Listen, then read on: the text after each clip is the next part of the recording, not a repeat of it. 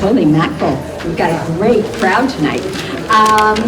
So if you have an empty seat beside you that nobody's going to occupy, can you put your hand up? Yay, oh, look at that, here. So if you have an empty, yeah, so if you're looking for a seat, look for a hand up. And you can sneak in beside there. Also, we've pulled out a bunch of chairs along the mezzanine, so you can put yourself up there as well. Don't sit on the railing, please. But you'll be able to get a bird's eye view of our wonderful program tonight. So, again, okay, let's see the hands of people with empty chairs beside them. So if you guys are looking for an empty chair, look for the hands. All right, and there's one over there as well. So, good. And you'll make a new friend. Except Carol and Andy probably know one another already. Hey. All my old friends are sitting over here. there you go, or you'll see an old friend. Thank you, Andy. All righty, well, welcome everyone. Oh my gosh, when it started almost blizzarding this afternoon, I was a little worried, but I see I did not need to. Thank you all for coming out for this really extraordinary event of First Wednesdays.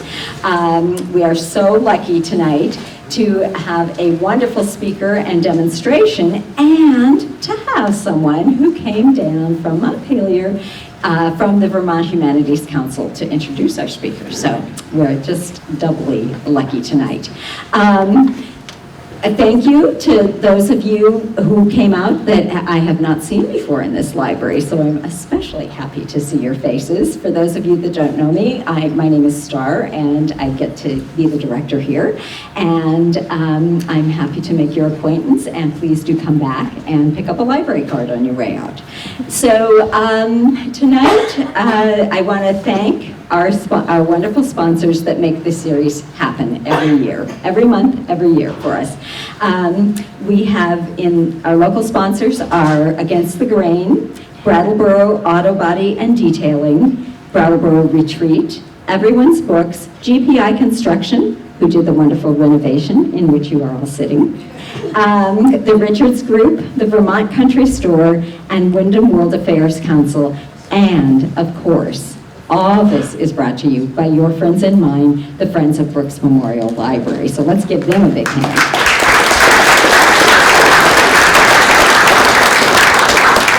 And the Friends raise money every year to bring us this wonderful series that is brought to us actually by Vermont Humanities Council.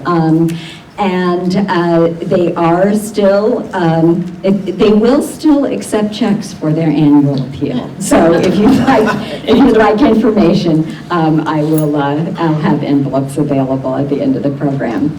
Also on your seats are flyers for next month's program, so I hope to see all of you back here for that. And now, where's Brian? Right. There you go. And now, here's Brian Newswanger? Newswanger from the Vermont Humanities Council.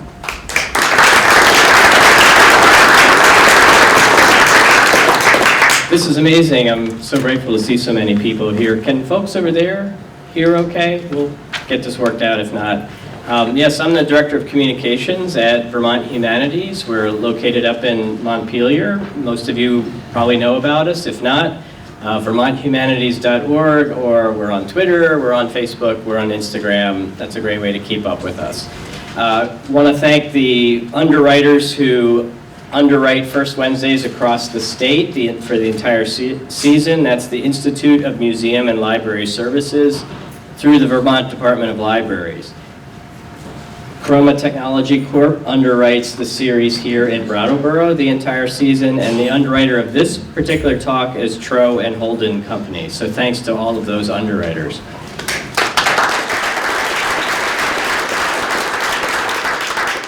Now I will introduce Kevin. Kevin Gardner is Vice Provost of Research and Professor of Civil and Environmental Engineering at the University of New Hampshire. Professor Gardner's research focuses on human impact on the environment in the fields of sustainability, science, and engineering. He has specific expertise in the field of contaminants, which are found in everything from drinking water and wastewater to the air we breathe. He is the author of The Granite Kiss, Traditions and Techniques of Building New England Stone Walls, and Stone Building, How to Make New England-Style Walls and Other Structures the Old Way. Here's Kevin Gardner. Thank you.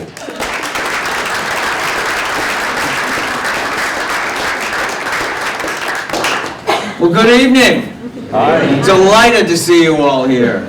Those tough Vermonters cannot be kept from something that they want to do. Well, I want to add my thanks to Stars, and to, I'm sorry, I did not... Ryan. Brian? Ryan. And to Ryan, and especially the organization he represents, the Vermont Humanities Council. I also, in as delicate a way as I possibly can, inform you that I am not Professor Kevin Gardner of the University of New Hampshire. I am Kevin Gardner, stone wall builder from Hopkinton, New Hampshire. I have never been mistaken for Professor Gardner before. However, I'm here to inform you that there are two Kevin Gardners who live in the state of New Hampshire. And the only other contact I ever had with Professor Gardner's circle of existence is when I was accused of stealing a video from a store in Durham. We got that cleared up, however. But tonight, I am here to talk about stone walls. I have been building stone walls for most of my living for about 46 years, and I must tell you that it is far less injurious and frustrating to be standing here talking to people who are interested in them than it is to be building them. However, I'm going to tell you a few things about the history of our New England stone walls. I am going to say a few things about how they are made and how their styles emerged and changed over time. I'm going to give you a little information about some of these other books that I have brought to show you, because as sad as it is to say, I'm not the only person who ever wrote a book about New England stone walls. But I'm going to begin with a couple of disclaimers. The first one is this: I am not looking for work. The second one is more of a public service announcement. It is this: if you happen to be sitting in a place where you can't really see what I am doing on this tabletop while I speak to you, please don't worry about it. It's got nothing at all to do with what I'm talking about. I'm going to begin with a particular year. Very important year in the history of New England stone wall building, as it turns out. And that year was 1871. In 1871, our beloved U.S. Department of Agriculture decided that it would be a swell idea to take inventory of all the fencing in the United States. It's impressive, isn't it? They worked on this terribly important project for about a year, and then released an enormous report full of many facts. Among them was this one: that in the 6 New England states and the state of New York combined, there were more than 250,000 miles of stone wall. 250,000 miles. That is more stone wall than there is railroad track in this country. It is more stone wall by a very long way than the entire length of the U.S. coastline. It is enough stone wall, in fact, to go all the way around the world. 10 times. It's even enough, this is the last statistic, it's even enough to stretch from the street outside this lovely library to the surface of the moon.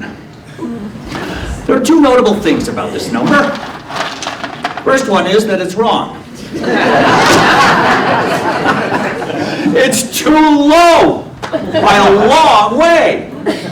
That is because the federal report on fencing only considered what it said it was considering, which was barriers between sections of farmland or fencing. But anybody who's been around New England for more than, I don't know, 15 minutes knows that there are a great many more things built out of what we call dry-laid stone. That is to say, stone structures that are held together by nothing more than their own weight and the skill of the person who puts them there. Many more things built this way than simply fencing. They include causeways, ramps, stone-lined wells, the old town pounds, and of course thousands and thousands of foundations under houses, barns, buildings of all kinds. Taken together with the straightforward 250,000 miles plus of dry-laid stone fence, it has been estimated by some people who perhaps became a little overstimulated by this number, that there is more dry-laid stone wall in the Northeast United States than there is in the rest of the world combined. This is not an assertion I'm personally prepared to back up. But I will say that just the fact that somebody made this observation should give you some idea of the almost incredible communal architectural accomplishment that these walls and other structures represent. The second notable thing about this 250,000 mile number is really has not much to do with the number itself, but rather with the year that it was arrived at. Because if you could pick a year in which we reached a kind of tipping point here in the Northeast and began to lose more stone wall than we were gaining, you could do much worse than fetch up on 1871. By that time, a kind of confluence of events that had been developing throughout the 19th century came to a head, if you will, and put an end to the many long decades of concentration on the creation of this vast network of stone walls and other structures. They included the Civil War, which took lots and lots of farmers off their land, of course, sent them off to fight. Quite a few of them didn't return to their land from that conflict, but among those who did, the effect was perhaps even more profound because it convinced quite a few of them that there are places in this country where the topsoil is 6 feet deep, not 6 inches deep. And thus, not a few of them came home from the war to pack their families and their equipment into a wagon and head off for Ohio or Missouri or the upper Midwest or any place where farming seemed a bit less like an act of desperation or insanity. This was only the beginning of what's been called the Great Out-Migration that afflicted, if you will, New England, even in the years before the Civil War, but certainly in the years after it, and caused us to lose enormous amounts of population, especially out of upland areas. The death of the sheep industry, which had been such a mainstay for New England farmers for quite a long time before that, also had something to do with the end of constant stone wall building here. But perhaps the most profound effect was wrought by the Industrial Revolution. This did several things to stone wall building and to farming in general. First of all, it began to offer wage jobs to young people and draw them off the farms, and so participated in the depopulation of certain rural areas. But also, with its revolution of transportation, it opened New England up to competition from farms out in the western sections of the country. And when I say the West in this context, I'm talking about upstate New York, the Ohio River Valley, nothing like what we call the West today. But perhaps the most profound effect the Industrial Revolution had on stone wall building specifically was its mechanization of agriculture. And this bears talking about for just a minute or two. You know, the model that was brought here by European farmers at the beginning of the 17th century was a model that held that small fields produced best. This was because all work was done by hand. Now imagine for a moment that you were, say, cutting hay on a tiny little 3-acre piece that's nicely bound in by old stone walls. Well, if you're cutting with scythe, you can walk right up to the edges of those walls, can't you? Cut every blade of grass in the place. But by the end of the 19th century, quite a few farmers weren't cutting hay that way anymore. Instead, they were dragging a 6 or an 8-foot cutter bar behind a team of horses or oxen. Well, when you're dragging a machine, you have to start turning about 20 feet before every corner in order to get the machine and the team around. So that meant that in every single one of these tiny little medieval-style fields, there were now 4 useless triangles of land. Well, useless triangles of land aren't terribly popular among frugal New England farmers, and so quite a few of them toward the end of the century found themselves digging large trenches beside old stone walls that in many cases had been built by their fathers and grandfathers, or even in some cases by themselves, dumping the walls into them and burying them just below the surface of the ground in order to make their land respond more efficiently to the new machine agriculture. This was the beginning of the end for the constant building of stone walls, but the abandonment of so much upland area, especially in the wake of the demise of the sheep industry, meant that the forest had already begun to come back in many areas, even at the moment when the federal government was undertaking its survey of fencing.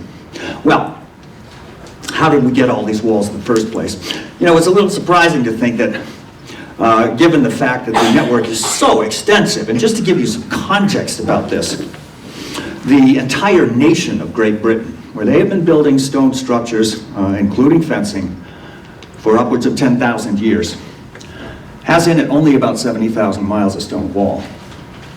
We built more than 3 times that amount in a fraction of the historical time.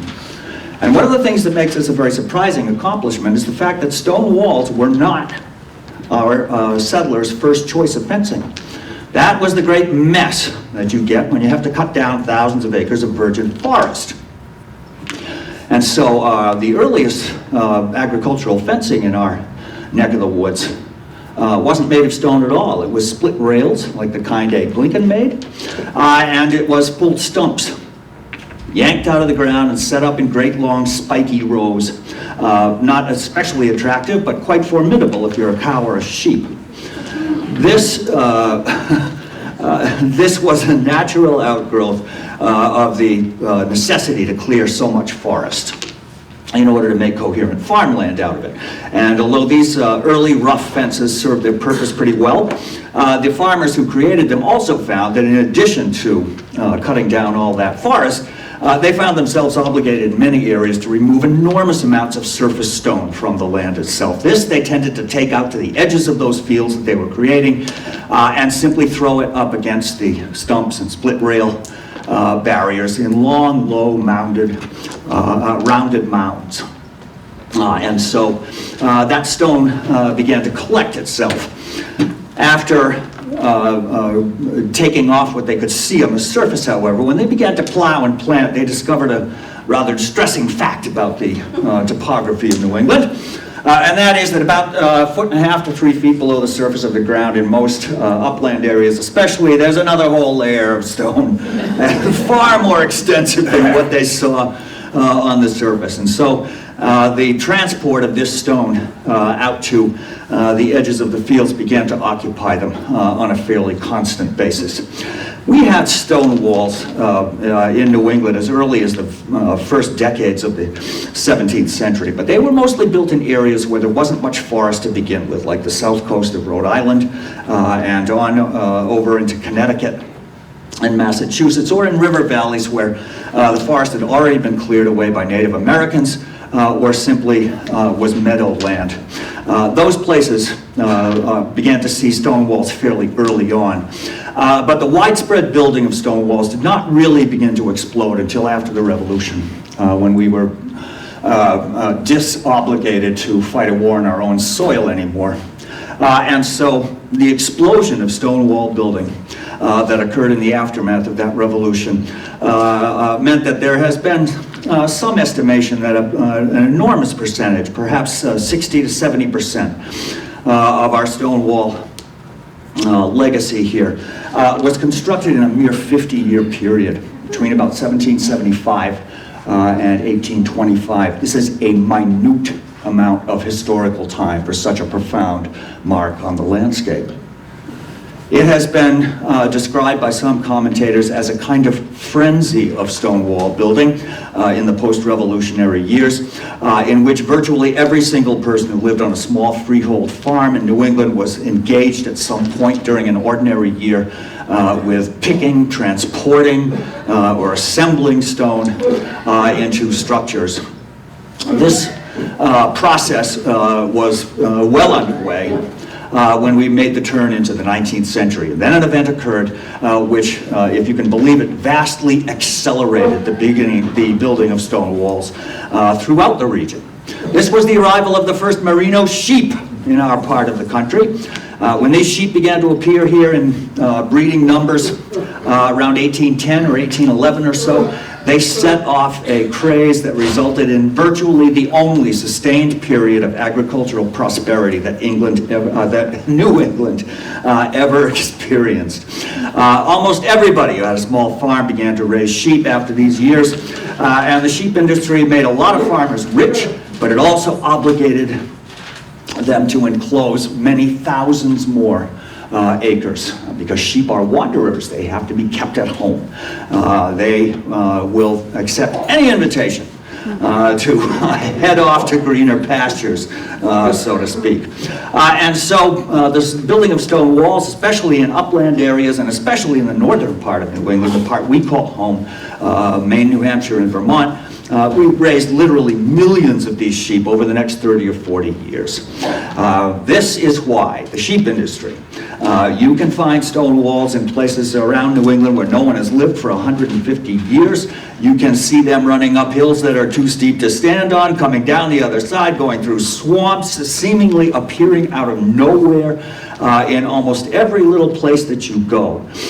This incredible enclosure of so much land occurred in a, historically speaking, the blink of an eye. The sheep industry was robust for about 30 years or so, depending on whose estimate you look at. It began to run out of gas in the 1840s. There were bank failures. There were tariff problems. Does that sound familiar? That depressed the industry as well. And although it got a little bit of a boost when we were in the run-up to the Civil War because of the need for wool for uniforms, it began to crash, to move to Montana, to vacate the premises, so to speak, at the end of the Civil War. This caused enormous numbers of people to simply walk away from their land. The abandonment of farmland, which actually began before the Civil War in some areas, was partly a response to New Englanders' own bad farming practices, which really amounted in many areas to simple soil mining without any particular effort made to regenerate the soil. In hilly parts of the country, which weren't much good for anything but raising sheep, it tended to create enormous erosion problems, especially on hilltops in many areas. And then pasturing those close-cropping merinos up there tended to take the soil right down almost to bare rock. It is the source of the old phrase, "This town is going downhill." What it means is not that everything is turning into Potterville, but rather the fact that the soil is being washed away. My best example for this process, I think, is the town of Lyme, New Hampshire, right over the border, in which the entire eastern side of the town is above 1,100 feet. When the sheep industry was in full cry, that entire area was full of small farms. Today, hardly anyone lives up there. What you've got instead is a lot of bare rock, old foundations, and the remnants of sheep walls virtually everywhere. This problem of abandoning land at the end of the 19th century really attracted the attention of government as well. Many towns lost up to 40% of their tax base because of people simply moving away, walking away. And as the forest began to return and reabsorb all those stone walls, it created the wonderful phenomenon that makes visitors to our region sometimes ask people like me, why'd they build all these walls in the woods? The answer, of course, is that there weren't any woods when those walls were built. The walls themselves are older than the woods. I have explained this to people from other parts of the country, and I can see in their eyes they simply don't believe me. We have completely transformed this landscape more than once in the course of the time that we were here, and one of the most profound times was the creation of so much walled farm space, which we then virtually abandoned. Well, how are these walls put together? There is, for you Star Trek fans, a prime directive in stone wall building. It is this. If you're going to put a dry stone structure together and you would like it to stay together for a reasonable amount of time, because contrary to the mythology of New England stone walls, every single one of them falls down sooner or later. So your objective when you're building one is to build something that's going to fall down later, not sooner. You do this by following, in some fashion, the so-called prime directive, which is to put one stone over two or two over one. This is a shorthand way of saying that the reason these walls and other structures hold themselves together is because each individual course or layer of stones is cross-hatched over the joints of the stones in the layer below. If they are stacked up directly on top of each other in columns,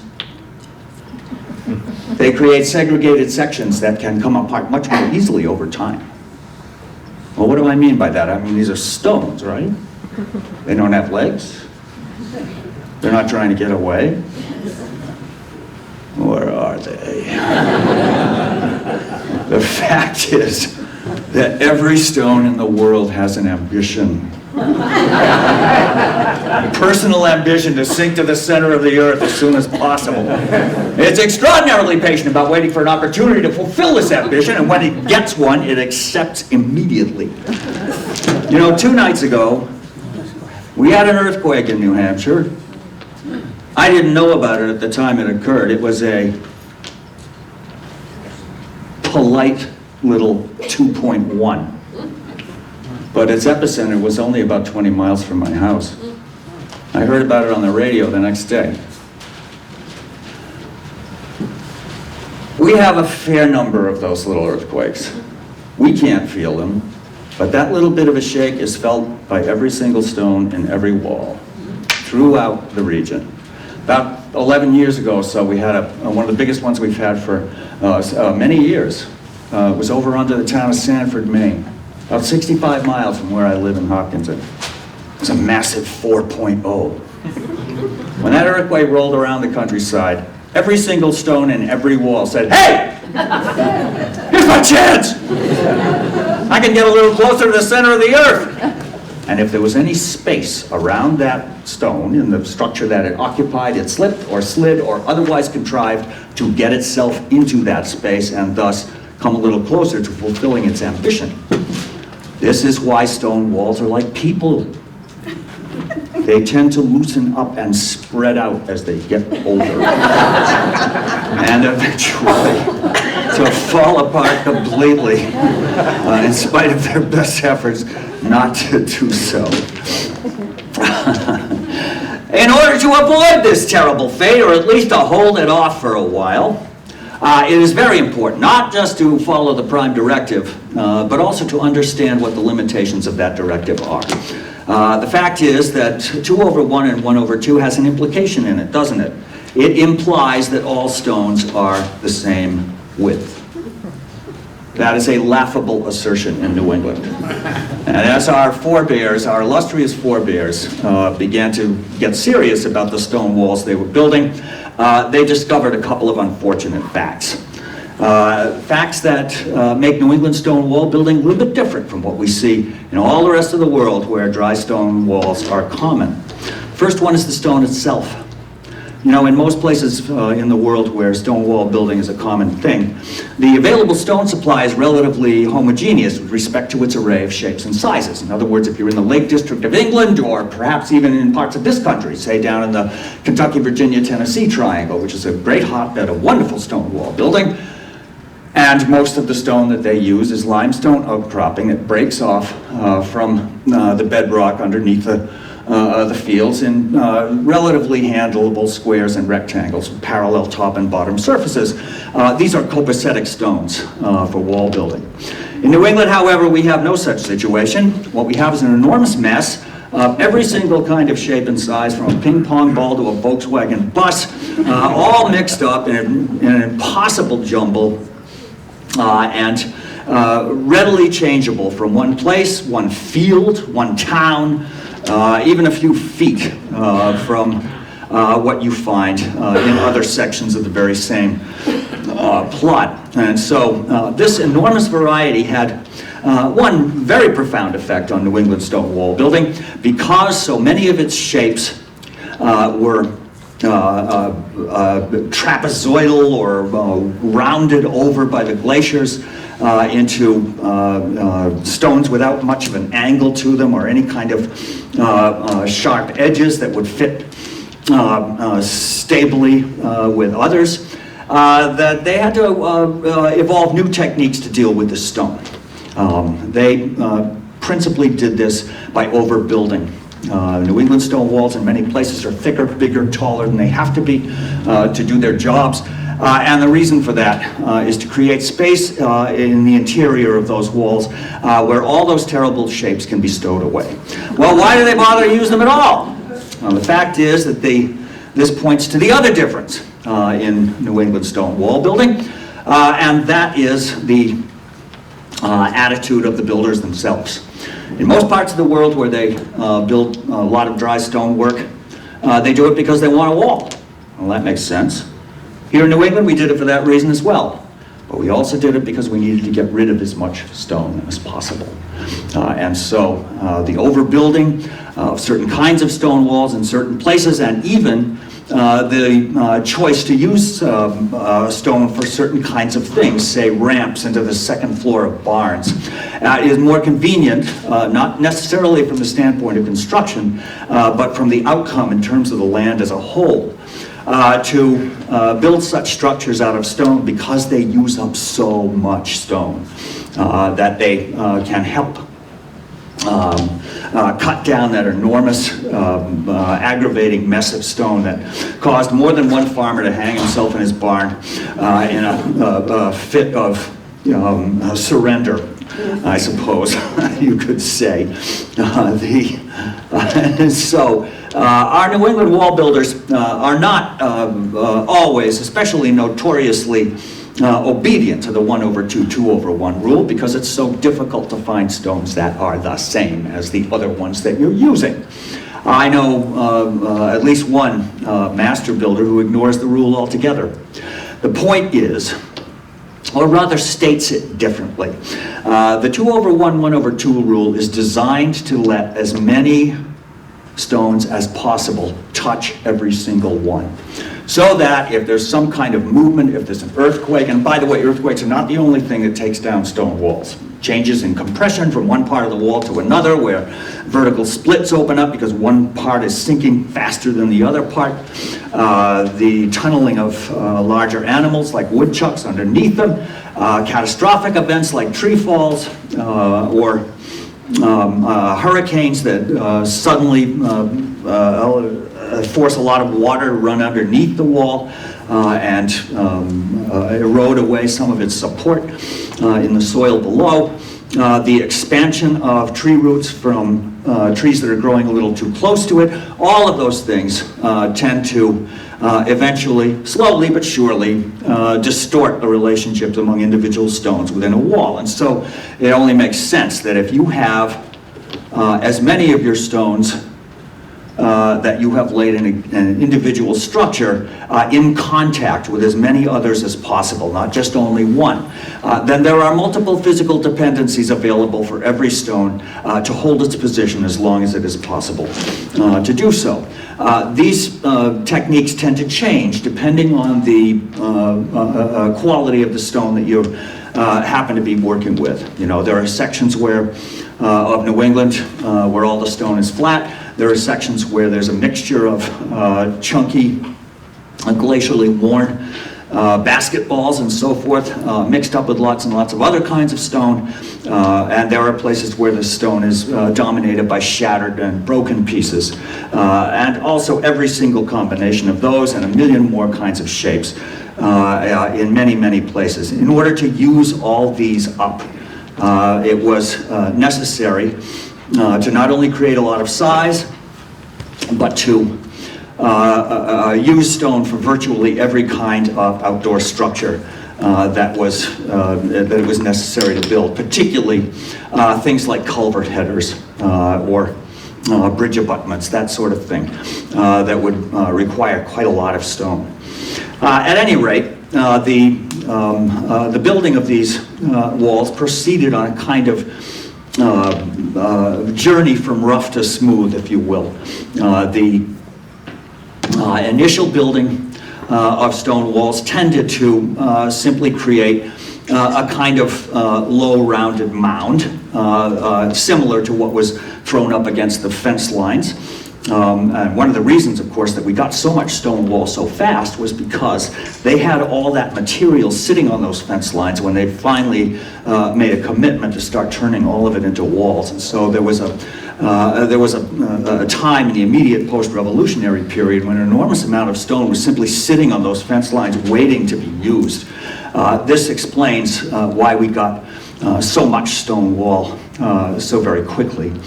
As the sheep industry began to die and land began to be abandoned, the forest began to come back, you might have thought that stone wall building would disappear completely. This did not happen, and for an important reason. We began to acquire, in the middle of the 19th century, an enormous number of new stone wall builders here in New England. They weren't natives, they were immigrants from other countries. They began to show up in the wake of the Irish potato famine around 1847 or so. And many of these new immigrants came from countries where stone wall building was a recognized profession. I'm talking now not just about Ireland, but about Greece, Italy, Finland, many other nations. And these builders, even though they arrived when the farmers were beginning to get out of the stone wall builders, did find work. They went to work for municipalities, putting up stone walls around reservoirs, cemeteries, other public spaces. They went to work for the wealthy, who were in many cases beginning to buy up some of the old abandoned farms and turn them into summer estates, and wanted additional stonework to go with what was already there, having been built by previous generations of farmers. And they went to work for the railroads, which needed enormous amounts of stonework in the form of culvert headers, bridge abutments, and all kinds of other infrastructure. These immigrant builders turned out to be tremendously important. And the reason for that was not just the fact that they took these building jobs as the farmers were no longer employing stone for the fencing that they produced, but also because they served later on as the teachers for the generations of builders here in New England who taught people like me. I learned to do this from my uncle, who was a farmer, not a mason, but he learned it from a Brit and from a French Canadian, one of whom emigrated to this country and the other of whom was brought here very early in his life. The impact of not just the presence of these immigrant builders in the late 19th and early 20th century, both as builders and as teachers, also had a great deal to do with the changing of styles in stone wall building that has been going on here in New England since really the beginning of the 19th century. Stone wall building almost immediately became a kind of marker of New England and its way of life. This was true very long ago. The first mention that we have of any stone structure being built is in a letter of 1607. This was during days of discovery, not settlement, about a stone wall that had allegedly been constructed in the failed colony at Sagadahoc, Maine. However, down on the Rhode Island and Connecticut coast, there are verified stone walls still in existence, and in very good shape, by the way, that were built as early as the 1640s and 50s. This was partly because there wasn't that much forest in some of those coastal areas, and so they had to go to stone a little sooner than they did in other parts of the country. The beginning of the 19th century featured a very important change in the way that we look at our landscape. It's one that has been, folks have been at some pains to try and identify. There is a wonderful book, it's out of print now, it's called The Old Way of Seeing by an architect named Jonathan Hale. He argues that the reason that buildings changed so rapidly in the early decades of the 19th century is because we began to look at them in a different way. And I think the best example of this is the so-called Greek Revival, which dates to about 1830 here, in which we began to celebrate our new republic by honoring what we conceived of as its historical sources in the democracies and the republican, small r, way of organizing government that prevailed in ancient Greece and in Rome. And so we began to decide in our flush of pride at being a new nation that we would honor this legacy by putting columns up in front our houses and public buildings by painting everything white so it looked like marble, and adding pediments and other architectural features common to Greece and Rome to many of our buildings. This indicated a new way of seeing the built landscape as something that had symbolic value. And without going on too long about this, it extended itself to stone wall building as well. The quality of stone walls on a given farm, for instance, began to be understood to say something about the quality of the proprietor, both as a farmer and as a citizen. And so this resulted in a phenomenon you can still see today, and that is, if you look at some old homestead where some of the buildings are still standing, and you can see what the center of the place was and how it spread out into the countryside, you'll often notice that the stone walls that are within sight of the house are much more carefully put together. This was the main contribution that our immigrant stone wall builders made to New England stone wall building in general. They began to select individual stones to get a kind of consistency in the array of shapes and sizes that presented itself in the faces of these monuments. So they became a kind of marker of the success or the dedication of an individual farmer. This was noticed by the curmudgeonly dictionary writer Noah Webster, who once commented that sloppy or ill-built stone walls on a New England farm are an indication of laziness or sloth on the part of the farmer. Maybe both. But the selection of individual stones means, of course, the discarding of other stones. This was the principal difference between the immigrant builders who began to show up here coming from other traditions and the rough and ready farmers who wanted to use every stone that they laid their hands on. And that tendency to begin to build for decorative purposes primarily and then only is the tendency that we brought into the 20th century. Builders today tend to be quite fussy about what they put into a wall, and I know that my own family crew, we tend to bring about 20 to 30% more stone to any given job that we do in order to give ourselves a range of choices so that we can preserve a kind of consistency rather than let the wall become a kind of rough and ready repository for everything that doesn't match anything else. This is another way to tell a real old wall from one that's relatively new. Surfaces became much flatter. The spaces between stones in those surfaces became smaller and smaller and smaller, and then it became a point of pride to make those cracks as tiny as possible. Builders began to cut and shape stones in order to conform to this new visual ideal, and this is what we have now.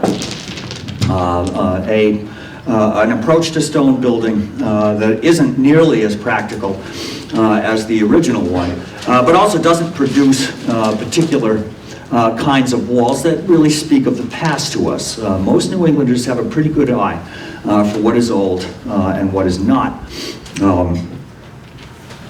In terms of the how style is affected by structure, the differences and the incredible variety of stone that we have here in New England tends to make walls look rather different from each other in different parts of the country. You know, there are parts of Vermont here where most of the stone is very flat, plate-like shale or schist. Those walls, there are a bunch of them up in the Woodstock area, and I think there are other places too. Parts of Connecticut are like this as well. It looks like somebody took all their china and piled it up in long, flat rows in order to create a barrier. In other places, the walls are more chunky, the stones are larger, and in still others, they tend to very small.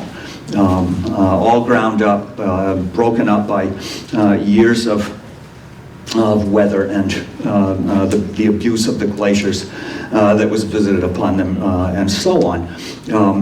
Nonetheless, in spite of all these differences, structurally speaking, there are only two kinds of stone wall. One is the freestanding wall, rises into space and shows what we call faces on both sides, and the other is the retaining wall. which rises into space on only one side and marks the difference between two grades of different height. The principal difference between these two types in terms of structure is the mathematical relationship of width to height. Stone walls must have a certain amount of mass in order to hold themselves together over time. This is to create enough weight and pressure from the upper courses, the upper layers, on those that are further down below in order to keep them from responding too eagerly to things like earthquakes and expanding tree roots, erosion and compression and so forth. If a stone wall is too narrow for the height it is built to, it will come apart far more easily and far more quickly because there won't be enough mass to clamp those lower courses in place. This seems to work out in the older work that we have taken apart and looked at to a mathematical relationship in freestanding work of about 3/4 to 1. What that means is that if you're proposing to build a 6-foot tall freestanding wall, you must begin with a footprint. In other words, the part of the wall is touching the ground of at least 4 feet, 3/4 of that 6-foot height, or it will not be able to hold itself together for any particular length of time. For retaining walls, the formula is even more strict. It begins at 1 to 1 and goes up from there, depending on the type of stone and the size of the wall in question. My family and I took apart an old carriage house foundation one time. I had 8-foot tall walls in its cellar. Behind those walls, when we excavated them, we found more than 12 feet of carefully laid stone running back into the hillside to form this foundation. Wow. That is 1 to 1.5, 4 times the amount of bulk you would have needed to make a similarly tall freestanding wall have a chance at standing up. This not only uses up an ungodly amount of stone, but it also creates, it also fulfills the job that has to be done by retaining walls. Stone walls that are freestanding walls only have to hold themselves together. But stone walls that are retaining walls not only have to do that, but they also have to hold back any pressure that is being exerted over time, slowly but inexorably, by the higher bank on the on the high side, which tends to settle and push as time goes on, even if most of it was not excavated in order to create the site for the stone wall itself. It simply is going to try to get to fall down and become flat as time goes by. However, this foundation, this carriage house foundation of ours, was built in the classic New England fashion where retaining walls that are foundations are concerned. In other words, from its 8-foot tall visible face in the cellar, it ran back 12 feet as a footprint, but it did not stand straight up on the invisible side in the higher ground. Instead, it was bent over into about a 45-degree hypotenuse, if you will, so that it was 12 feet footprint, but then stepped roughly up to about an 18-inch cap, which is where the sill of the building sat. This creates a kind of reverse dam. And that huge triangular mass of stone is more than enough to hold back any pushing that is likely to be present as the wall and the hillside that it binds in begin to age. If you've ever seen a retaining wall, tall or short, that is bending out and tipping away from its bank, falling over, or beginning to, you are looking at a retaining wall in which that backside mass was either improperly or too lightly built. Many people think that they can get away, and they do this in Great Britain, of course, where the winters are nothing like what they are here. If you think you can get away with making single layers of stone that will retain a hillside, you're guaranteeing that within a number of years, a lot, not many, it's hard to say, that wall will be falling over on its face if you don't back it up in a proper way. Well, I'm almost ready to arrive at the part of the program that is always my favorite, and that is answering any questions that you have. So if I have flipped through any of this information a little too quickly, please save that for me. In the meantime, I want to tell you just a few things about some of these other books that I have brought. For those of you who simply can't get enough of this, here are two general histories of New England stone wall building. This is the older of the two. It is Susan Allport's Sermons in Stone. It was published at the beginning of the 90s, and it is the grandmother of all recent writing about New England stone walls, say over the last 40 years. Or so. It's a wonderful book. It's a social history, the who, what, when, and why. That carpet bomb of statistics I started you off with comes from Ms. Allport's research. If you want to get the story told in a very clear and friendly way, it's a wonderful book, and it remains in print after all this time. This is Stone by Stone by Dr. Robert Thorson of the University of Connecticut. He covers the same territory, but with a scientist's eye, and so his telling of the same story is much more oriented toward quantification of one kind or another. If your interest is in the geological history of New England, for instance, his book is extremely useful. He's also responsible for this handy little handbook called Exploring Stone Walls, which is a nice thing to take with you on a jaunt through the woods if you're interested in having the dates of settlement of any given area you happen to be in explicated to you so that you can get some idea of when the walls that you're looking at might have been built, or what kinds of moss and lichen you might find on a given stone. This is an emblematic book. There are approximately 487,000 books about putting stone in gardens. This is one of the best ones. It's by Gordon Hayward, of course, who lives right here in Vermont, where he designs gardens with his wife. If you are one who loves the contrast of hardscape stonework with delicate planting, that book is full of fantastic ideas. This book is absolutely essential for anybody who just likes to look at old-fashioned stonework.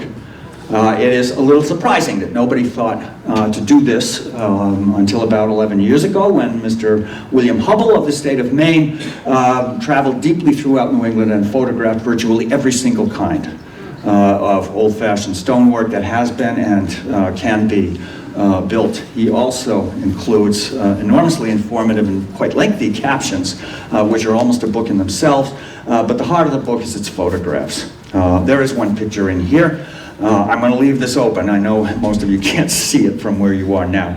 That will leave no doubt in your mind how it is we acquired 250,000 miles plus of dry-laid stonework. It's a little section of ruined farmland in upstate New York, where the old medieval pattern of 2- and 3-acre fields, all bound in by stone walls built entirely in squares and rectangles, is still preserved. You can see it down through these leafless trees. This is a tiny area of land, but if you take a look at this photograph and then project what you see in it across every square arable inch of New England and a lot of non-arable ones as well, you'll be amazed that we only ended up with 250,000 miles worth of stone wall. This book is one of 2 out-of-print numbers in my little collection. It's a ragged wreck at this point, but if you try to buy it on the internet, you will pay between $300 and $500 for it, because it's one of those dinky little books that has had an afterlife. And it probably cost $4.75 when it was first put together. It appeared in 1977. It's not about New England. It's not even about America. But it is one of the most spectacular books about dry-laid stonework that's ever been put together. It is simultaneously printed in 3 languages, French, German, and English, in case you want to bone up in your French and your German while you're reading about spectacular stone sites in Europe, including, if I can only, you know, you'd think after all this time, I would mark these pages. But no, I search for them every night. Including these 5- and 6-foot sheep walls on the Aran Islands off the coast of Ireland, and these buildings in the north of Italy up against the Alps, in which entire structures, walls, and roof and roof are made of dry-laid stone.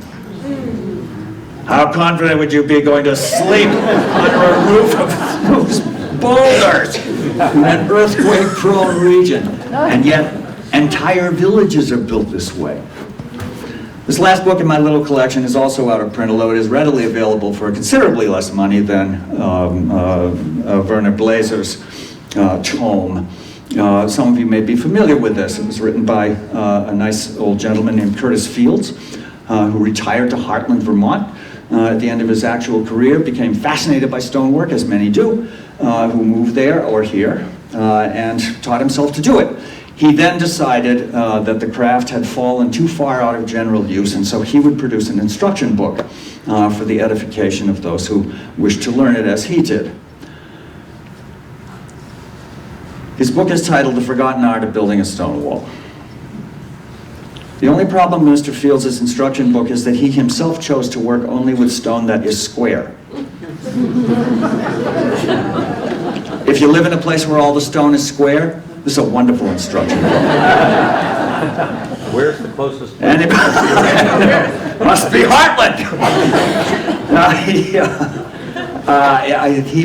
He tended to work with great big chunks of schist, and he would cut them square or chip them square, and so his book is nearly useless as an actual instruction book, but it does have one other value, and that is this: its date of publication. It was brought out in 1971, exactly 100 years after the Federal Report on Fencing. And there's a kind of reverse mirroring of these two publications. It's an ironic one, of course. The Federal Report on Fencing, which appeared in 1871, lands at a historical moment when most people who had been responsible for the enormous network of stone walls we have here had moved on from stone walls and onto barbed wire and other ways of fencing in. And so what began as a kind of celebration of all that had been accomplished turned into an inadvertent eulogy for the end of a particular way of life. Whereas Fields' book is the opposite. It appears in 1971 as a conscious lament for what it sees as a lost public skill. And yet it appears in 1971, only a year or two before the beginning of the great residential housing boom that we have had here in New England, off and on, ever since. That housing boom has created such a demand for landscape services that we are currently in a kind of Stonewall renaissance. There are more people right now learning this trade and practicing it than have been active in it for at least the last 100 years, if not a good deal longer. And so Fields' book has a kind of reverse irony to it. Well, we have now arrived at the pleasant time when I ask you, please, would you tell me what it is you'd really like to know?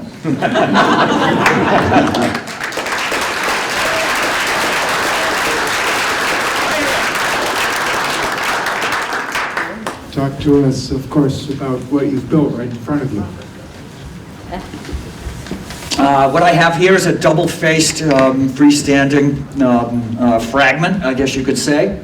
There's nothing very notable about it. You're, of course, when we really get done here, you're more than welcome to come and take a look at it. There's nothing special about it. It is not intended to be decorative. It's probably more in the category of a careful farmer type piece of work. Yes? What's to keep the sheep from climbing up and over? Their verticality. And also a psychological aspect.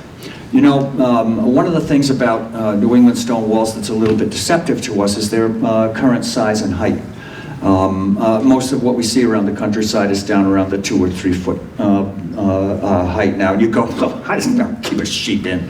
But the standard height for a livestock-bearing stone wall in the days when these things mattered was 4.5 to 5 feet. And if you go someplace where the walls are as they were, such as Tiverton or Little Compton, Rhode Island, you were going to see 5 and 6 foot walls. These walls were considerably more formidable in the days when they were being used for livestock than they are. I mentioned a psychological aspect to it. Sheep will not try to go someplace that they cannot see.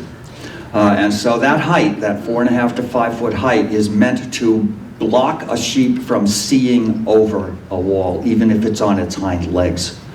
If they can't see what is beyond the wall, then it doesn't exist. If they can see it, they want to go there. Some sheep are nimble and some aren't very nimble. They're certainly not like goats. But if they have no motivation to try to climb or go over a wall, then they won't even try. So we owe the sheep for that. But it is deceptive because so many of our walls have lost height, especially in wooded areas. You know, we tend to think of, oh, people robbed it or it sank into the ground a little too far. But something else is going on, especially in re-wooded areas, and that is they are losing height from below. There are places where lots and lots of walls exist that have not seen human habitation at this point for upwards of 160 or 170 years. That's every single year of that leaf fall and all the stuff that comes off the trees. Walls in the woods act like snow fences. They pick up everything that blows along the ground. And so maybe some of you have noticed that in many places where there's an old wall in a wooded area, the level of the forest floor will tend to rise slightly as it approaches any given wall. And this is not only stone that has toppled off the upper courses of the wall. If you dig into that little mound, you'll often find lots and lots of pieces of stone that have done just that. But if you scrape away the turf at the base of the wall, you'll often see 2 or 3 courses of stone that are down below the current grade of the forest floor. And you might think to yourself, oh, the farmer dug a trench and filled it full of stone in order to bear up his wall. But the old-timers overwhelmingly built flat to the ground. They didn't dig a trench. That's too much work, you know? And so they just built the wall flat on the ground and let it sink, and if it needed repair or splits developed because of uneven compression, they just fix it. But it was a lot easier than digging a trench. We didn't start to dig trenches under our walls until they became very, very fussy. One of the things that, in my view, is superior about an old, rougher type of wall is that it can endure the slings and arrows of environmental fortune without looking as though it's falling apart, nearly as much as a very fancy flat wall, which any little anomaly will catch the eye. This has become a kind of preference, this older, rougher look. Among many of our customers. In fact, we have had to teach ourselves how to build walls that appear to be on the verge of collapse, but are actually quite sound, in order to satisfy this craving for the genteel wreckage of a former New England landscape. Yes? It's probably a really simple question, but when the rocks are kind of big and really, really heavy, when you and your family are building, or these old timers, is it just like 2 of you would move these big rocks, or did they used to be much stronger than us? This is the famous heavyweight question. It has a 2-part answer. You're sorry to hear. One is technique. We're talking here about rollers, ramps, chains, teams, ropes, stakes, all kinds of stuff. When I first started to do this, my uncle said to me, on the subject of very large stones, if you can move it an inch, you can move it a mile. If you can move it an inch, you can move it a mile.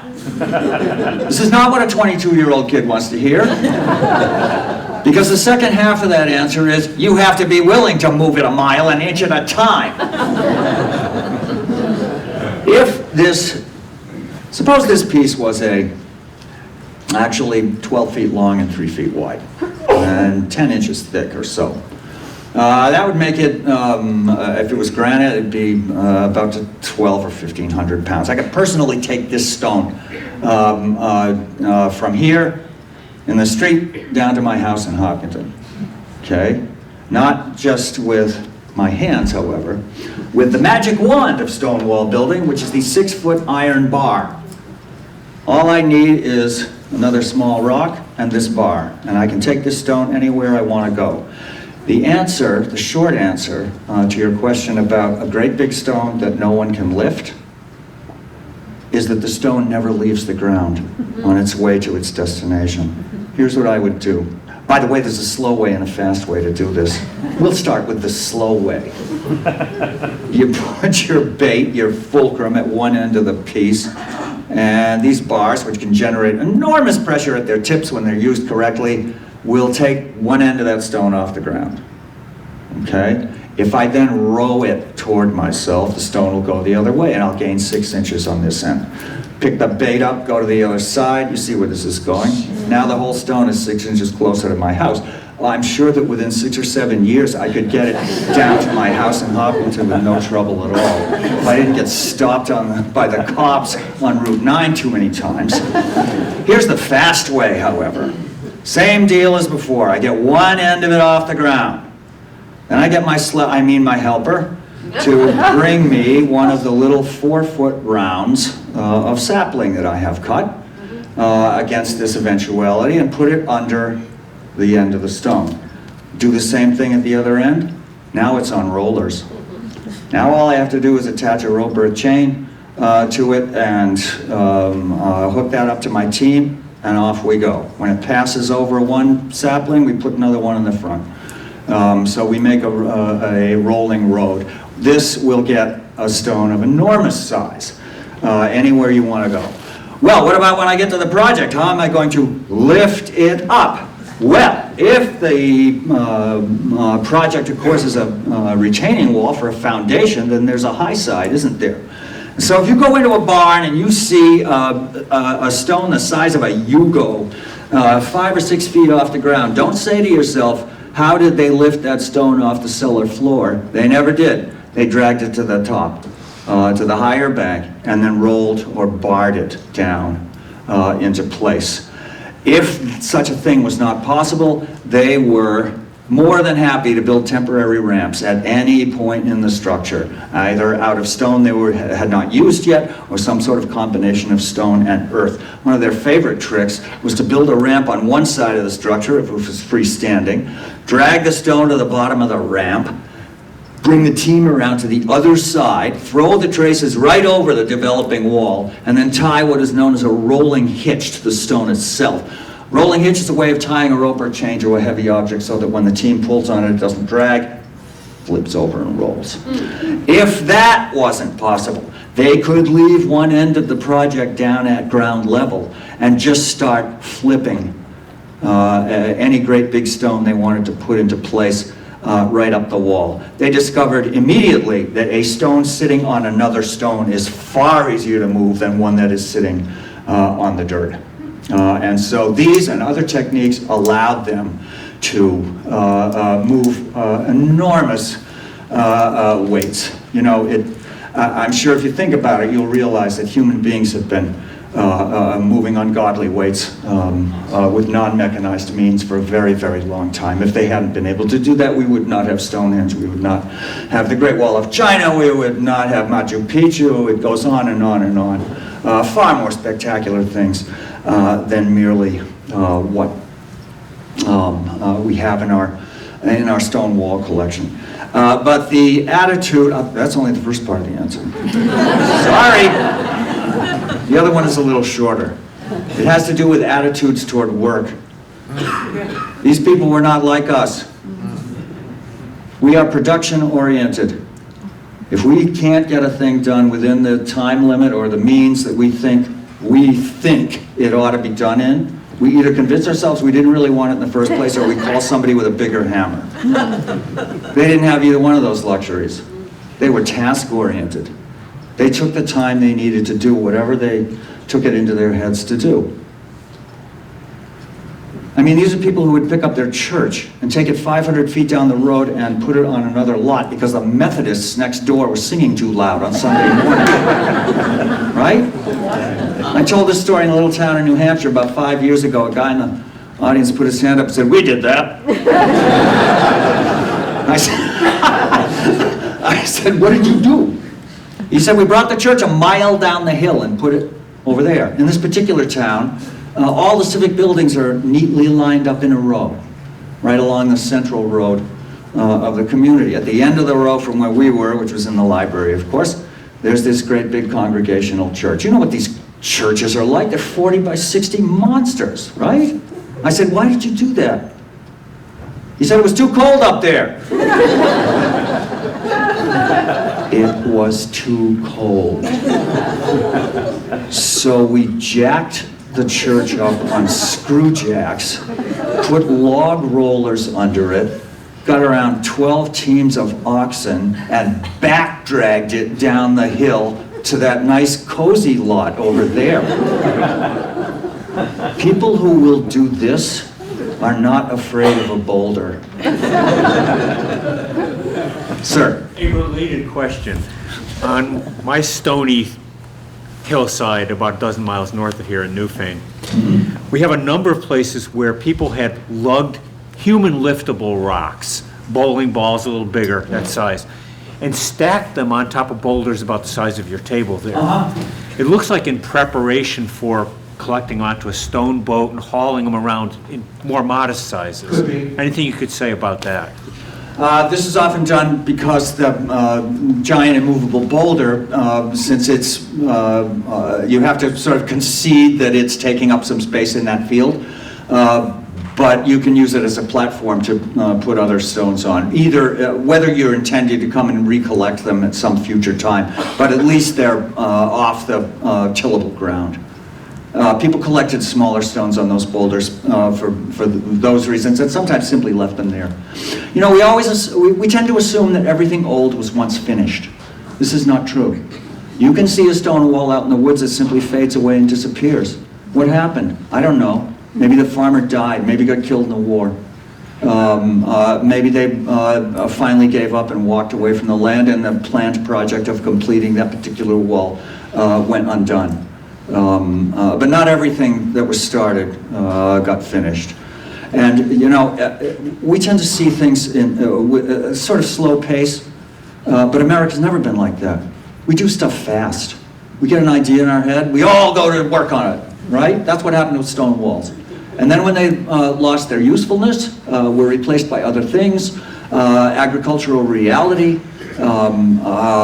negated the use of so much of the land that they were binding in, we just left. We just walked away. But that thing of storing small stones on larger ones that you can't or are not prepared to move is very common. You see it a lot. Yes, right here. In Vermont, in the 19th century, the sheep industry was huge and left to go west. Prior to that, and somewhat simultaneously, was not the industry cattle? I guess so. You're reaching the limits of my historical understanding of New England farming. I think that was probably the first industry, the sheep, that actually had presence in the outside economy.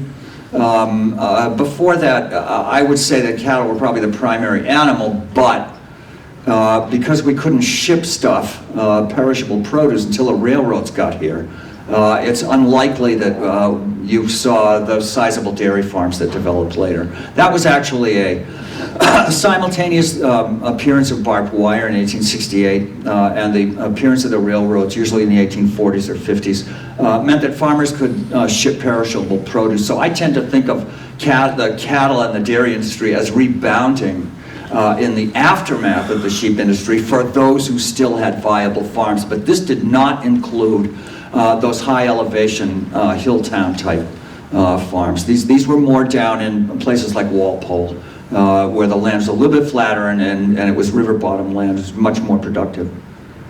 In my use of the word cattle, I don't know what I'm saying in that. I don't necessarily mean dairy cattle, but actually in Vermont, the initial industry was beef cattle. Yeah. That certainly makes sense. Historically speaking, the sheep industry made an enormous mark on the region, but it was historically kind of a blip. So I can't argue with you about that. What else you got? Oh, there you are. Where do you get all those stones? These? What an impertinent question. I acquired these stones legally. No, most of them came out of my own driveway. Yeah. Can you build a gate through a stone wall? Sure. And what do you use? Do you have to use large rocks to firm the end, or can you use wooden posts? Well, you can build straight up square corners or ends on a stone wall. Most people who put a gate in a wall would put posts of one kind or another at either side of that gate.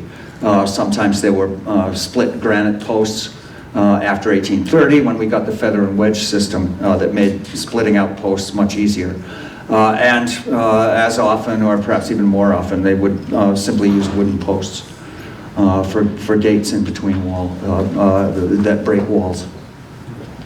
We tend to use gates and not stiles, as they do also in Great Britain, for some reason. I'm not really sure why. Yes, sir?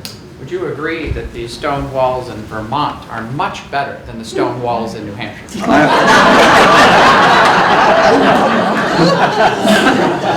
You have now been relieved of being the asker of the most impertinent question. Yes, tonight I will. Infinitely superior to those thug creations they have over in New Hampshire. Is that good enough? Okay, good. Yes, sir. That made me think. I used to live in New Hampshire before I moved to Vermont, and I used to see many more signs over there that I thought were great for a kind of New Hampshire kind of civic efficiency. It would say frost heaves next 14 miles. Just a single sign. I thought that was like the height of like responsibility with the public purse. But you sort of alluded to frost and the climate. Yeah. But the freezing and heaving of ground. Mm-hmm. You mentioned earthquakes numerous times, Mm-hmm. but it's just the general freezing and thawing of land one of the great things that has caused so many walls to not look like they were ever really built into walls. They're just piles of stone. Notwithstanding Robert Frost's assertion that this is so, I do not see any great evidence that frost heaving is a particular destroyer of walls. For one thing, a really well-built stone wall can flex. That cross-hatching of stones tends to turn them into documents, if you will, that if they bend, they all tend to bend together. The best way to see this phenomenon is, say, an old cemetery wall where somebody planted a bunch of line of pines or maples on the outside of it, and over the years the root systems have heaved the wall, and you can often see the whole wall just kind of bending upward under those roots, but it hasn't fallen. Yeah. It just comes along like this. This is what a good, well-built stone wall will do, up to a point, not forever, but up to a point. I simply don't see frost as being that much of a destroyer of walls because of this particular phenomenon, but also because, at least in this day and age, our winters have become considerably tamer. I was talking to Tom Wessels, the forest ecologist, a few years ago. He lives over in Keene and teaches at Antioch. He's responsible for a couple of wonderful books, including Reading the Forested Landscape, which, if this library does not have it, it is seriously remiss. We were trying to remember when the last time it went in our respective hometowns to 30 below. In my case, it was 1982. My uncle swears that in his youth, in the 30s, 40 below came along every once in a while. We don't see anything like that now. You can go out in the woods in any year when we have had anything like a normal snow cover, scrape away the snow and the forest stuff, and you can dig a hole in the ground right then and there. That ground's not frozen at all. So particularly in wooded areas, because that freeze-thaw cycle isn't really operating as it does, say, under paved roads. You know, if we stopped plowing the stupid roads, there wouldn't be any frost heave, right? It's ridiculous. When we used to roll them instead, that's right. That's right, they didn't have any frost heave problems then. This, however, is the reason for that wonderful phenomenon known as the New England potato, in which small stones magically and malevolently continue to rise to the surface of the ground in your garden. This is the result of your actions, not Mother Nature's. The only place where this happens, stones coming to the ground, is when you've destroyed all the root cover on the surface of the ground, either in the form of turf or trees. This is what began to happen to our illustrious forebears, too, when they cleared all these thousands of acres. You must know that the proportion of cleared to forested land in New England is the reverse of what it was during the heyday of small-scale farming. I'm talking 80 to 85% of the entire land surface was treeless during the great days of stone wall building. And now all that forest has come back. Stones do not rise to the surface of the ground in the woods. It doesn't happen because that mat of roots holds them down. This was also true in the hilltop sheep farms as well. But when they cut the forest down and then pastured those close cropping merinos up there, the surface of the ground is defenseless. When the winter comes, the turf on an exposed piece of ground and the stones within it all freeze together in a great big mat, right? This is when we have a real winter in those exposed surfaces. Then, when the spring comes, because there is a differential between how quickly soil and stone gain and lose heat. The dirt thaws faster than the stone. And when it does, the water in it shrinks back down, stops being ice, and so it shrinks. And the soil pulls away from the stone, leaves a hairline crack all the way around it. Then when it rains, or when the moisture in the soil simply sinks down through the soil, it carries a little bit of soil with it into this tiny little space that's been created underneath the stone. The result is not ambition denied, but not ambition canceled, but ambition denied. The stone is still trying to sink, but it's being pushed up. If there are 5 billion of these in your garden, it's only natural that 400 or 500 of them will make it to the surface in any given year. It is a long journey, but they're up to it. And don't worry, no matter how many you had to pick out this year, there's lots and lots more coming right along behind. Yes, ma'am? It seems like there is such a difference between the geology of New Hampshire and Vermont. And so when you build walls for people, do you notice the difference in the quality of the stone? Not better or worse, but just different? You guys are really hostile to New Hampshire. What did we do to you? I don't think it's a statewide difference. I think it's more of there are geological variations happening all over the place. You know, our two states have in them more than 150 different kinds of stone. But because the distribution of that stone from the wreckage of the White and Green Mountains wasn't coordinated in any way, the presence of particular kinds of stone is a real mixed up jumble, no matter where you are. There are plenty of places where one particular kind is dominant, but you know, in the granite state, and I hate to tell you this, granite is not the most plentiful stone. The most plentiful stone in New Hampshire is schist, not granite. So I think the short answer is, no, I don't really notice a difference statewide, and I have done some work over here, but mostly traveling to do this. There are areas, however, in Vermont that we don't see much of in New Hampshire. For instance, you go up in I mentioned this before, but the Woodstock area was an enormous amount of slate, and a lot of walls are built out of it. We don't have much of that, so that's one difference. But I don't think there's any kind of widespread difference on a state basis. Yes? If people are interested in that geological difference, there's a book called A Time Before New Hampshire that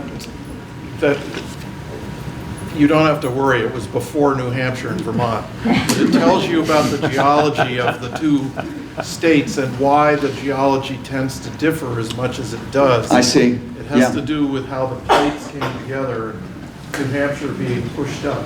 Yeah. Yeah, we have I a... don't remember the name of the author, but it's We have a very violent geological history here. It has volcanoes, it has 4 separate periods of glaciation. The Green and the White Mountains were once, we are told, comparable to the Himalayas in size. But they just got all beat to hell, and all that stone got distributed all over the place south of them, as far down as Long Island, over 4 separate geological eons of glaciation. Mount Wetaskiwin, which Brattleboro looks at, is from a broken off part of the plate that is the only other place in the country besides Fall Mountain or the world where you find that kind of rock is North Africa. And it's from when Pangea broke up. Yeah, sure. Yes? So I grew up in southeast Pennsylvania. We had lots of stone houses. Yes. Then I moved here, and we have no stone houses. It's weird, isn't it? Now I'm hearing you talking all about why. So why didn't stones get put into housing, only foundations? This is a cultural thing. The initial settlement here in New England was mostly English. The English building tradition is timber frame.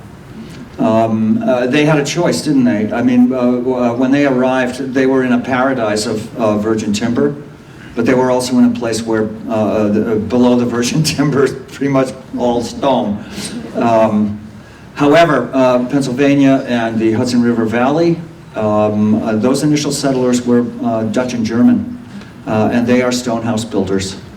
So this is a cultural thing about the dominant settlers in the early stages. There's no other reason why we shouldn't have lots and lots of stone houses, but we don't, because that wasn't the building tradition of most of the people who started off here. Yes. If you want to see stone houses close by, Chester, Vermont is a huge. I'm not saying none were built. I know, but, yeah. But that's a good, if you want to see stone houses. Yeah, it's a great point. And it must be because there was a supply, there's a number of There's quarries always up been there. plenty of stone. It was the preference of the initial builders that makes that difference. Yeah. Can you speak some about the difference of building a new stone wall as opposed to repairing a stone wall? That has more to do with the preferences of your particular customer than it does inherently of itself. Let me talk about repairing, and you'll get the connection. There are 2 ways to repair an older stone wall. One is simply what we call simple repair, and that is a thing that can be done by anybody. All you do is walk along the wall, and where you see a stone that's out of place or one that's fallen to the ground, pick it up, put it back where you think it can go, so that you're just tidying, essentially. This is what Robert Frost and his neighbor are doing in their famous Mending Wall poem. They perambulate down either side of the wall that separates their properties in the spring and replace anything that has fallen or gone out of place. The other method is considerably more involved, and that's what we call restoration. That almost always involves 2 things. One, establishing provenance about what the wall was in the first place, which is not always the easiest thing to do, because you can't always tell what it was by simply looking at it. The other is that you most often in restoration jobs have to take the whole thing apart and start over. And that is because not only has damage occurred in terms of obvious falling, tumbling, or blowouts, as we call when a group of stones exits the face of a wall and the innards begin to spill out. But also spatial relationships among stones that are still standing within the structure have altered themselves and created space between stones that allows them to move around more than they should. One of the things that is very important to do, whether you're trying to imitate older styles or do a newer, flatter, more modern-looking thing, is to leave as little space among stones as possible so that they cannot shift around willy-nilly whenever the spirit moves them, or an earthquake, or erosion, or a root, or a woodchuck, or whatever. If the wall is tight, walls, individual stones can't move, can't deprive other stones of their support. One of the phenomena that really proves this is what we call the containment wall. Containment wall is usually a double-faced wall, usually thicker than it needs to be. The outside of the wall, the part you can see, the surface face, is generally built of larger stones than what you see in the interior, which features millions of stones about the size of a baseball or smaller. The deduction from a wall like that is that the acreage in its vicinity was being plowed, and therefore all those little tiny stones had to come out. Whereas if a parcel was being used only for mowing or pasture, they did not remove all those stones, and therefore they weren't obligated to place them anywhere. Those containment walls are not built very carefully as far as their interiors go. This is a thing that young stone wall builders need to learn, because they tend to do what the old timers did with containment walls, which is set up their outside lines and then just start throwing stuff into the middle. The problem with that is that you leave so much space that as time goes on and those interior stones begin to reorder themselves, they sink. I bet all of you live within a few miles, if not right with one, of a pretty thick double-faced wall that is separating fields that the entire interior is smaller stuff, a human head or smaller. But it was all just chucked in there, and over time those stones reordered themselves to create less space because they keep moving into the spaces that are around them. And so what used to be either a mounded top, mounded over because it's so full of that stuff, turns into a trough as time goes on. You ever seen a wall with two sides coming down, but the interior goes like this? It used to be this. But that unlaid, if you will, just chucked in interior is the reason why it has deteriorated that way. This is a very much a New England phenomenon, these wide in-between field double-faced walls that are meant to contain all the stuff that's coming out of one or both sides of the field. And in fact, sometimes they didn't even bother to really lay a coherent wall. They just set up two lines of very large stones to make a kind of trough, and then they began chucking the stuff that came out of the fields in. After time, if the farm was viable, that little trough would tend to fill up and start spilling over. That's messy. Oh, they don't like that. So instead of reordering it, they just stepped out another 4 feet, put two more lines of great big stones. We took one of these apart in a town one year, had 5 separate outside lines of boulders. What that tells you is that that farm was a going concern for a really long time. So you get a little bit of a clue about the history of the property that way. So, have you had enough? I got one more here. Okay, go for it. Is there an ethical or legal restriction from moving a wall if you own both sides of it? No. No, there are remarkably few protections for old stone walls. You're not going to see either one of our beloved legislatures telling people what they can do with their own property. In New Hampshire, we have 2 laws that impinge on stone walls. One is a one you're implying, and that is a law against breaking the bounds between your property and somebody else's. So it is a misdemeanor to take down the wall between my place and yours, or even to breach it significantly. This is a law that is routinely ignored by loggers and others. The other one is an old New Hampshire law, 1791, I believe, that forbids you from removing materials from somebody else's property. Why we have to have a special law that says you can't steal other people's stuff is unexplainable. But those are the only 2 in New Hampshire that impinge on stone walls at all. Where preservation efforts have been most successful is on the local level, with town ordinances and the like, the creation of historic districts, and simple raising of consciousness about the value these cultural icons, so to speak, have on a collective, not an individual basis. And this is problematic too, because there are very few individual stone walls are of great value. It is the entirety of them across our region that creates the special look that we have here. But I also think that the resurgence of interest in building and repairing stone walls has also led to increased consciousness of their value. And oddly enough, or not really oddly enough, because those of us who've been here forever tend to get a little comfortable with things and a little used to them. Many of the efforts to preserve pieces of our past that are preservable come from those who have moved here, not necessarily those whose roots go back to the 18th century or anything like that. But you'd be surprised. There's remarkably little legal protection for walls. If you own the entire wall in both our states, you can do with it as you please, and that includes making it disappear. Well, before we're going to get kicked out of here. Okay? But I'm not going anywhere. I know. I'm going to stay right here. If you want to see my mess.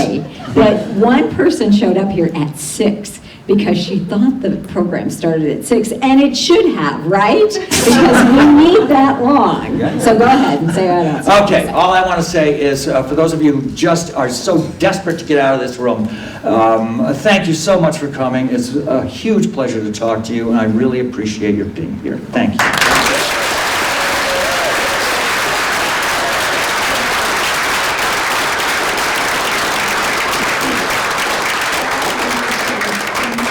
So much. This was a great program. Thank you, Vermont Humanities Council, if you're still here. And we do have a number of books that Kevin talked about tonight. We have Sermons in Stone. We have The Art of Building a Stone Wall. We even have The Old Way of Seeing. Yes! Yes, see? Wonderful book. I could not find Professor Wessel's book. However, we might have a video of him talking about it, so there's that. And we do have A Time Before New Hampshire as well, which was also mentioned tonight. Nice. So we also have a whole range of similarly themed books on the counter back there, and you are welcome to check those out. And I'm sure that if you would like to go home with a copy of one of Kevin's books, that could be arranged. And of course, if you still want to contribute to the Friends of the Library annual convention, that can also be arranged. So thank you so much, everybody, for coming out tonight. This was great.